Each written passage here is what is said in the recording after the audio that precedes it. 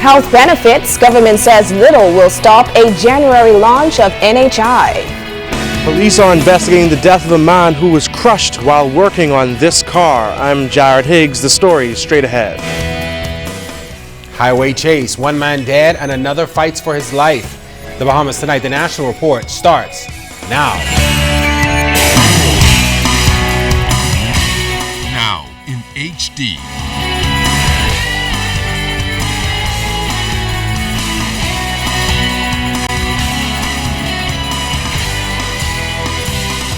ZNS Network presents The Bahamas Tonight. This portion of the news brought to you by BTC Everyday.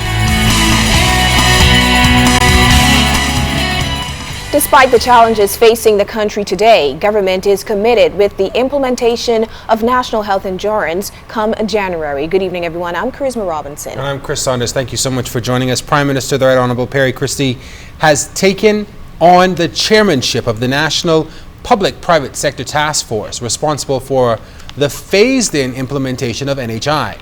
Today, he invited the media into one of their planning sessions to ensure transparency and accountability becomes the hallmarks of this project heading forward. In fact, Mr. Christie told our Clint Watson that keeping the public informed of developments and decisions will be critical for a successful implementation.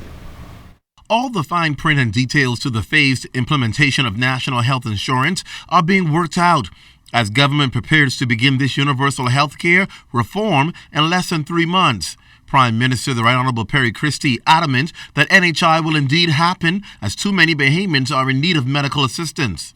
The government, in its approach to national health insurance, has been particularly mindful of the challenges to health of the population of our country. The Bahamas leads the region and possibly the world in the incidence of diabetes in our population. Critical to NHI implementation will be shoring up the infrastructure at the Princess Margaret Hospital, Grand Bahamas Ryan Memorial Hospital, and local clinics nationwide. There's been mounting concern from the Medical Association and the local insurance industry on the government's financial figures to administer NHI compared to what they suggest.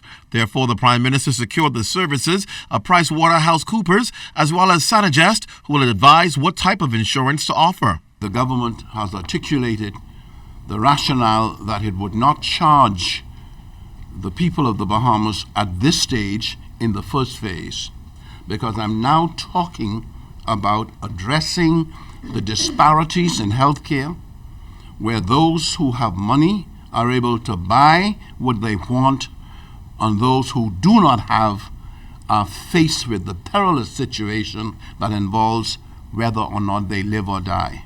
A key component to NHI will be enforcing a strong preventative program to complement the healthcare system. He says his administration is cognizant of every sector of the economy. The Prime Minister maintains consultation with the Medical Association and insurance industry is vital. Even if it means the introduction of a hybrid system, one that takes into consideration the economy of the Bahamas, is adapted to the economy of the Bahamas, and therefore becomes a Bahamian model. Deputy Chief Medical Officer Dr. Delon Brennan says when universal health care for all is discussed, answers to significant questions like who will be covered must be addressed. The issues around universality, around equity, making sure that we introduce as comprehensive a package of services as possible, all aligned with the fact that we want to make sure that it's affordable and sustainable in the Bahamas, but based on a platform truly of being able to introduce something that is quality to the Bahamian people, and that we continue to maintain that quality as we move ahead and we continue to introduce national health insurance here in country. The Prime Minister wants to avoid at all costs a new Providence or Grand Bahama-centric focus to NHI, but rather one that covers the entire country. Clint Watson, ZNS Network News. A family is mourning the loss of a father, brother, and son as a man was apparently crushed to death while working on a vehicle this afternoon. Our Jared Higgs visited the scene in Grace Terrace off Burnett Road. Shortly after noon on Wednesday, officers from the Police Traffic Division went to the scene of a fatality on Grace Terrace off Burnett Road in Fox Hill. Officer in charge of the Police Traffic Division, Superintendent Craig Stubbs, told our news team that the incident unfolded quickly. Our initial investigation revealed that the male was under the car doing some repairs. The car was being held up by a wooden block, also with a concrete. A vehicle that was reversing accidentally would have bumped that vehicle, and the vehicle fell on the deceased. He succumbed on scene. Sources on the scene told ZNS News the deceased man is 42-year-old Larry Brennan. The driver of the truck was visibly shaken as officers conducted their investigation. Superintendent Stubbs says he hasn't been taken into custody, but there are some details to examine. If you look at the roadway, there were some breaches made as relates to the statute laws of the Bahamas. There were some breaches that were breached. We're going to look at it, and then we're going to address those concerns. And the investigation will then go to the coroner's office, where we will have the final say. We will make a final determination as to if charges are to be brought against the driver. As we stated earlier, the driver of the truck was distraught as he looked on at the scene. We also spoke to the deceased man's longtime friend, who's still in shock over the loss of his pal. He was all right, as far as, from here back then. You know what I mean?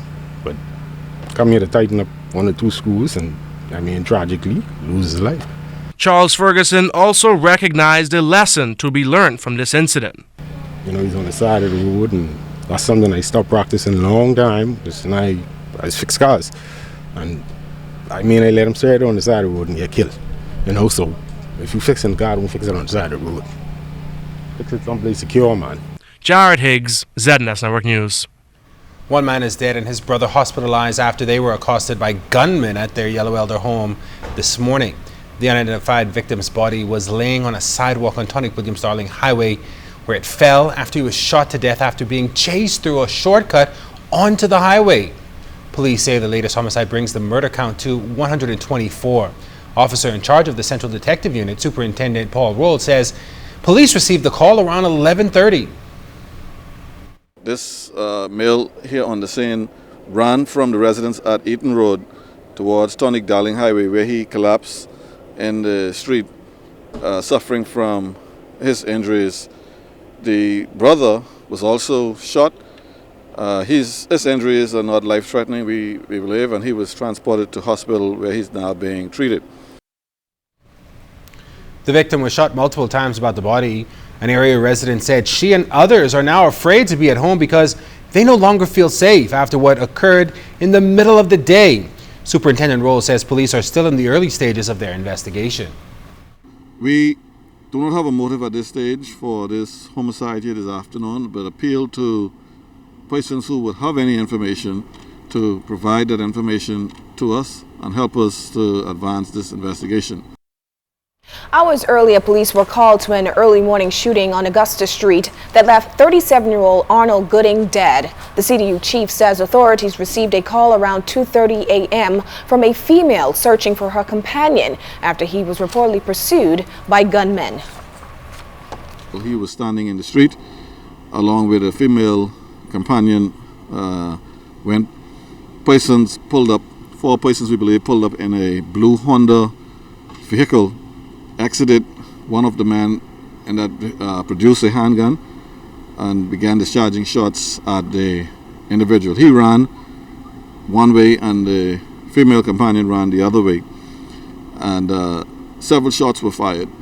She contacted the police after she called out for him and didn't hear him, after the man got back in the car and left. Officers got on that scene and made a check of the area where they found a male a few houses away in the yard, suffering from gunshot injuries. In news from the courts, 23-year-old Wenzel Knowles pleaded guilty today to the manslaughter death of his 5-year-old brother, Daquan Clark, back in December of 2012. Knowles was initially charged with murder. However, the court accepted his guilty plea of manslaughter due to diminished capacity and responsibility. Crown Prosecutor Terry Archer explained that doctors at Sandilands diagnosed Knowles as schizophrenic and indicated that he had misused marijuana. The 23-year-old was reportedly babysitting the victim when the tragedy happened. Daquan's sister made the shocking discovery The child was found with a laceration to the neck and chest. Archer informed the court that Knowles explained that he had been praying and, in his words, had to make a sacrifice. All of this after thinking about Abraham in the Bible, who sacrificed his son. Knowles will be sentenced on December 11th. Attorney Jaram Mangra is representing him.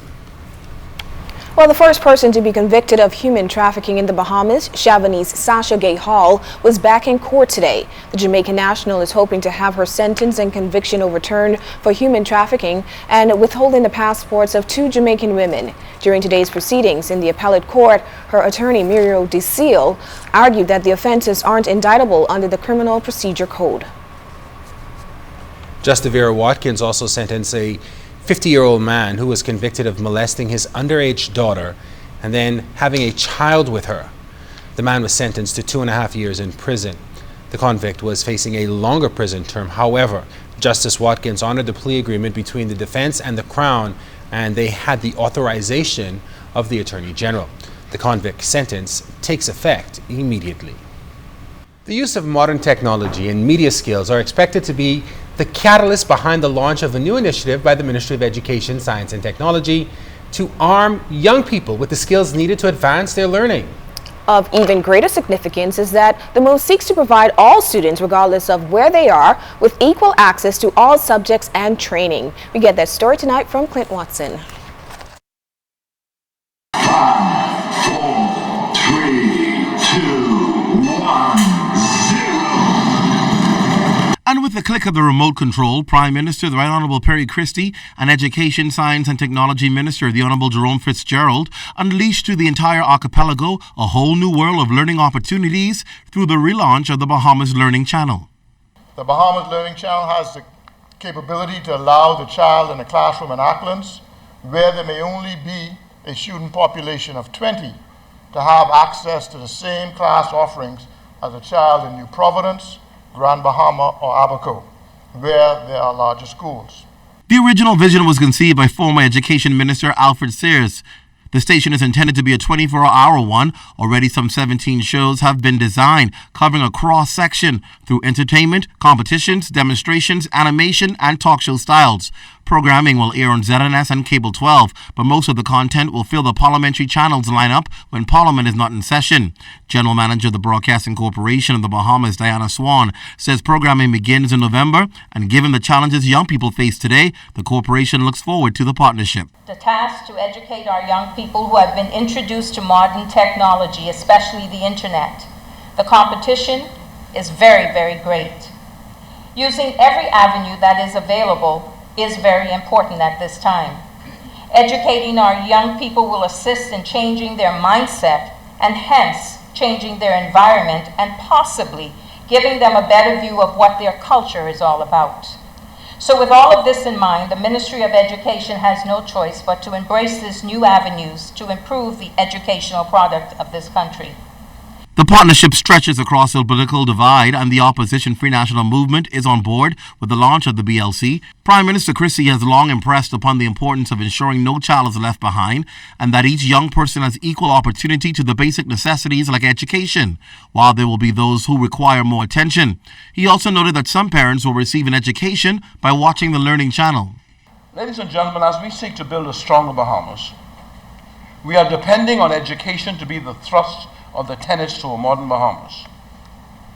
The Bahamas Learning Channel, as well as the proposed virtual classroom that will be a component of the Bahamas Learning Channel, are unequivocally modern in concept, scope, and outcomes. It will revolutionize education in the Bahamas and afford all students equal opportunities. It is for me, therefore, to applaud all those involved in this endeavor and to thank you for your foresight and ensuring that our country, the Bahamas, is able to provide our students with multiple media for learning. Executive producer of the channel, Javon Williams, says BLC at this point is just the beginning of the capabilities of the channel, a channel geared toward ensuring that education is in the click of a remote. Clint Watson, ZNS Network News. Whether it's 2 workers or 2,000 workers, officials at the National Insurance Board say they are ready to assist the unemployed. This reassurance comes as more than 2,000 employees were made redundant at the $3.5 billion Bahamas resort last week. C.S. Bradley tonight tells us a senior NIB official is urging those workers to apply for unemployment benefits as soon as possible.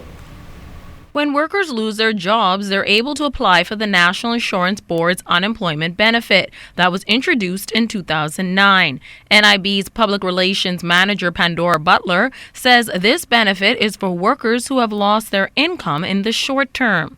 She outlined the process, which begins with workers registering with the Department of Labor's Employment Exchange.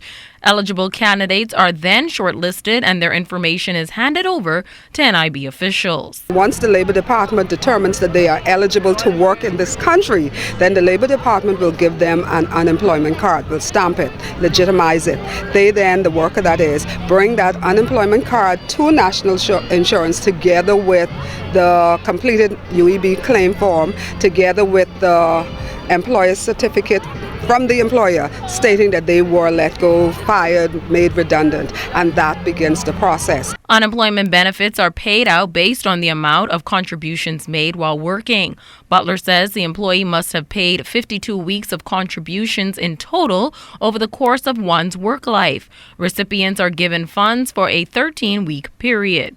The unemployment benefit is paid just as every other benefit is paid. It's a percentage of your average insured income as determined by what you pay as contributions on. And so if your average insured income for national insurance purposes is $200, you've been paying on $200 for those periods I referenced, say for the last 26 weeks, then we will give you 50% of that $200. So you're talking about $100 every week, and we pay in increments of 2 weeks at a time. So every 2 weeks you'll get $200. That's 50% of your average insured income. Once workers have completed the necessary requirements, Butler says payouts could be distributed within a week after application. In 2014 alone, the National Insurance Board has paid out more than $9 million to over 6,500 workers. We will be stretched, but we will do whatever we need to do to have the staff in place. Remember, too, National Insurance is not just one office, not just 3 offices in New Providence. We have the ability to link up with all of the other local offices. There are 28 around the islands, and so we are able to deploy those persons, those claims officers in the islands to work these claims. So it will stretch us, but we're prepared. Butler underscored the need for these workers to come in and file the paperwork as soon as possible because the biggest problem NIB faces is that the unemployed wait too long to claim for these benefits. She says it should be done within the first 3 months of becoming unemployed. C.S. Scatterly, ZNS Network News.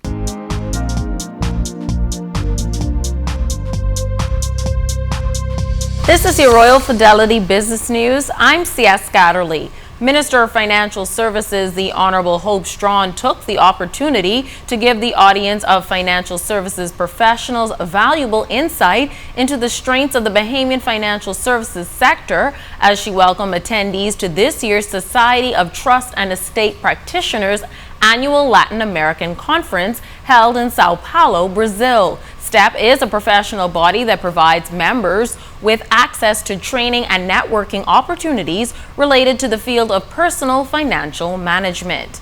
In other business news, Bank Bahamas Limited has announced a new executive team in its local office, combining the best of international and Bahamian expertise in private banking. Manel Martinez has been appointed the bank's chief executive officer and steps into the new role after more than 2 decades with the global financial institution. The new appointments include Deputy Managing Directors George Malis and Aman Martin, who also serve as co-heads of private banking. And in international news, Americans turned slightly more anxious about the job market this month. The Conference Board's Consumer Confidence Index fell to 97.6 in October, down from a 9-month high of 102.6 in September. The decline likely reflects the results of 2 consecutive job reports. Employers added just 142,000 jobs in September and 136,000 jobs in August, after routinely chalking up monthly net job gains in excess of 200,000. This has been your Royal Fidelity Business News. I'm C.S. Scatterly. College of the Bahamas is inviting all students and alumni to join in as the tertiary institution celebrates its homecoming in grand style. College President Dr. Rodney Smith says officials intend to make the homecoming week that will begin on November 1st a signature event of the future University of the Bahamas' calendar. Dr. Smith says it will be a time to reflect on the past, celebrate the present, and look forward to the future. Smith says a key part of all of that will include recognizing the hard work of the college's staff, students, alumni, and faculty who have made the college what it is today. We have been recollecting and retelling stories from our history. If you have a COB story to tell, or were one of the first students to attend the institution, I am encouraging you to share your information by emailing Antoinette Seymour at cob.edu.bs. By sharing your story, you help the college to tell its story.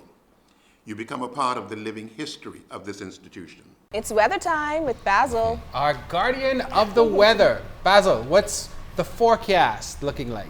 Well, we're not going to get to the forecast just yet, Chris. We're going to take a look at those temperatures around the Family Islands. And up in the north, we're going to get you started with our Freeport, Grand Bahama 80, also in Greentown Key and Marshall, Babaco, 81 in Harbor Island. Also the Berry Islands in Bimini, Fresh Creek, Central Andrews. Share in the capital, 1 degree higher at 82. Another 82 showing up in Kemps Bay, Stanley Key in the Exuma Chain, and Otterstown, Cat Island. San Salvador, Rum Key, Exuma Mainland, Ragged Island, Crooked Island, Acklands, all at 83. Ragged Island, 84. 84 also in Machitani, Nagua, Meguana, the Turks and Caicos Island, a little warmer still at 85 degrees. Boating forecast tonight brought to you by Builders Mall, home of FYP, the Tile King, and the Paint Setter. For all areas, your winds will be southeast to south, 10 to 15 knots, wave heights 2 to 4 feet. High tide taking place at 9:14 tonight. And then tomorrow, in the northwestern islands, winds will swing out of the south to southwest, 10 to 15 knots, wave heights 2 to 4 feet.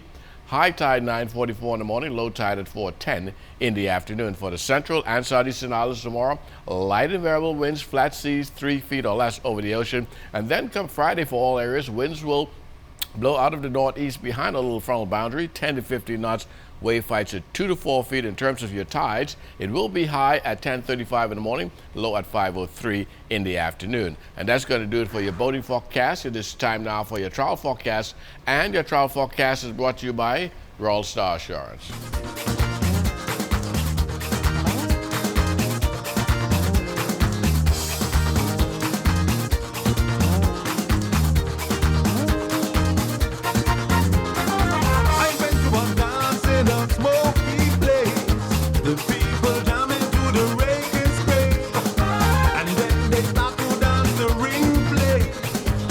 And that's going to do it for your travel forecast brought to you by Royal Star Assurance. But stay tuned, your 5-day forecast is still ahead.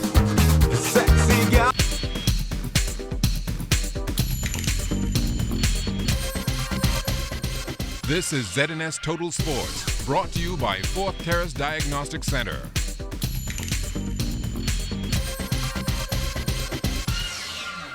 Welcome to sports, everybody. The Bahamas Softball Federation's National Round Robin Tournament will get underway tomorrow at the Blue Hill Sporting Complex. The Bulldogs out of Abaco are the two-time defending champions in the men's division, but they will have some stiff competition, starting with the champs from New Providence, the Commando Security Truckers. We had a little run with them briefly in the Spanish Wells tournament. We're looking forward to it. We already know we can beat them. So it's on. They played those other team. I don't know if you remember the team. They played the last couple of years, but the Truckers are back. I mean, we come and defend our crown that we didn't have like in a few years. So yeah, I don't know about 3, but yeah, the Truckers got something to say about that. New Providence will also look to make a statement in the ladies division of the round robin. The Stingers are all geared up and ready to go. Once again, I'm here and I'm going to put on the best performance I can. The round robin tournament is going to be a little more difficult for us because you play more games during the weekend. Because right now I only have one pitcher. But that girl is a superwoman, man. You know, she pitched 5 games, all the games she did, and she hold up. So once she hold up for this team is hit, they'll be okay. You know, big pitcher needs help as well, and we have help coming on the way. So it won't put all the strain on me in the round robin. Taylor been going for the last 2 weeks. or 1 day rest, you know, and then she's been going back to back. So we feel she can do it. She get 2 days off. We're going to come back. And depends on who we playing. We might just happen to give her a day off or a game off, unless somebody else play. All we need to do is just encourage one another as a team, continue playing hard, and take no team for granted. It ain't no pressure. You see what we just did. We put on a good show, and I just asked my team to just come out and do it. 4 other teams will join the Stingers in the ladies division at the round robin, and that includes the champs from Abaco, the Abaco Grocery Diamond Dolls. And watching them close throughout the season, their hitting is got tremendously better. I think they're going to, surprise quite a few people this go around. I think everybody's taking them for light, but I think they will come away with some victories and raise some eyebrows this coming weekend. BSF President Ted Miller is expecting a competitive round robin all around, but he's especially looking forward to play in the ladies division. I think from what I'm seeing here with the New Providence champions, knowing what Grand Bahama as the defending champions looked like when I saw them last, Elutra, the ladies out of Spanish Wells, very, very talented ladies. I see that being a big, plenty competitions right there. The Johnson Truckers came up just short of representing New Providence in the round robin, losing out in 5 games to the Stingers, but this situation is nothing new for Truckers manager Mario Ford. Been here before, I've won this championship, and like I told them, whether you're going to be there or not, you have to put an all in it.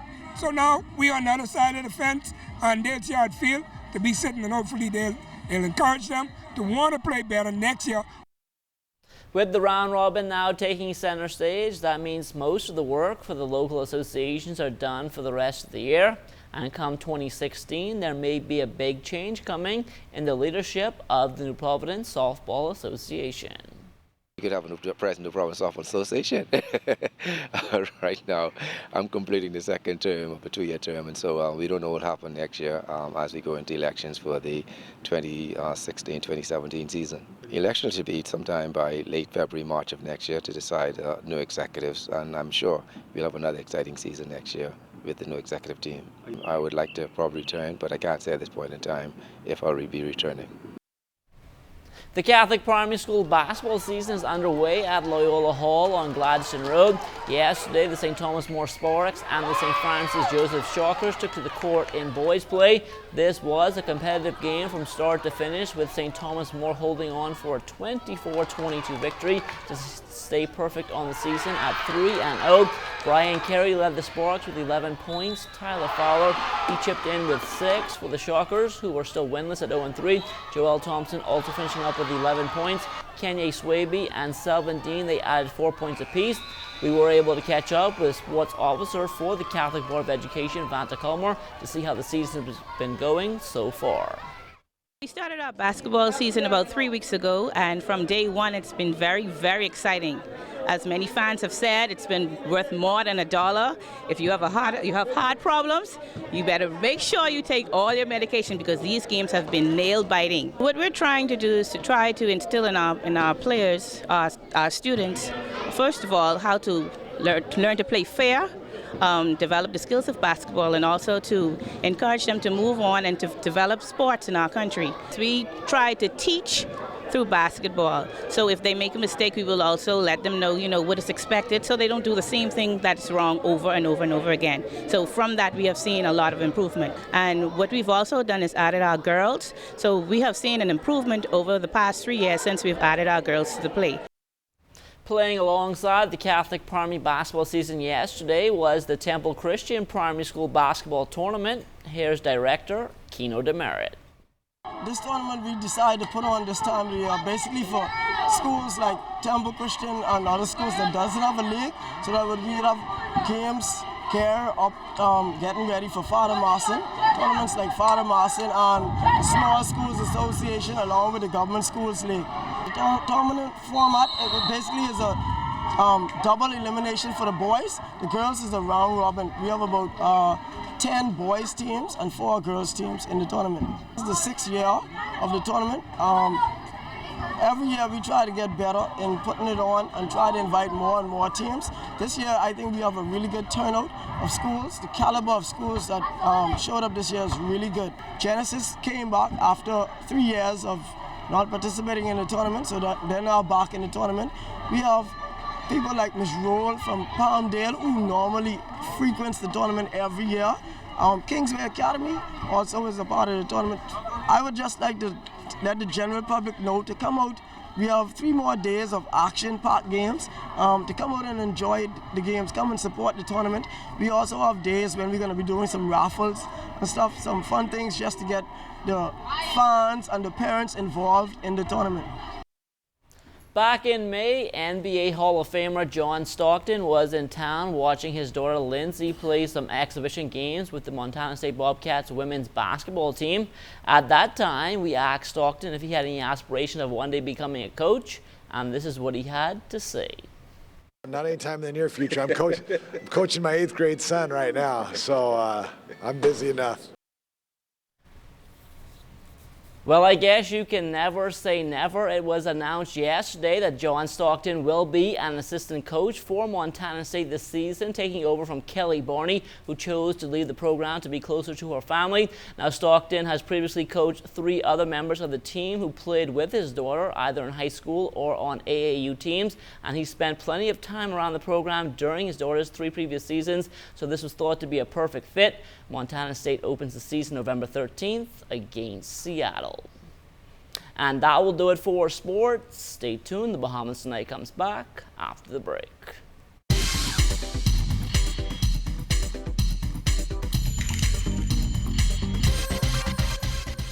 This is ZNS Total Sports, brought to you by 4th Terrace Diagnostic Center.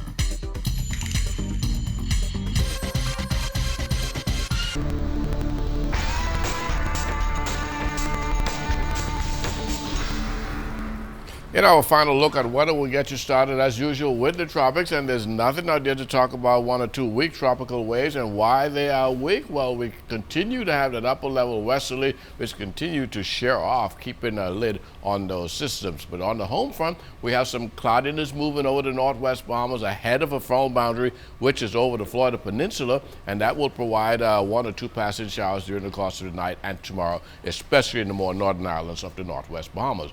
Partly cloudy and mild tonight, low temperature getting down to 76.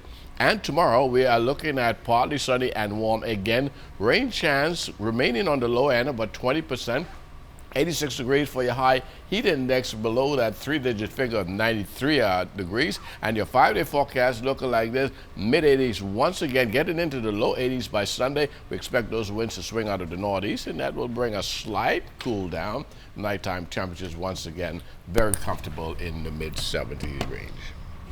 Okay. Well, that looks like a big buff to the weekend. Absolutely. Buff. And no rain for somebody to my right. Well, you know, I'm happy about that, Basil. One job. We only have one job, and that's to make Charisma happy. Yes. One job. Enjoy just one job. Thank you, Basil. Dry, okay? I think you're bringing this goodness. This goodness, you're bringing it to me. It's on the way. It's on the way? Okay, good. All right, Baz. Thanks a lot. That'll do it for us here on the Bahamas Tonight.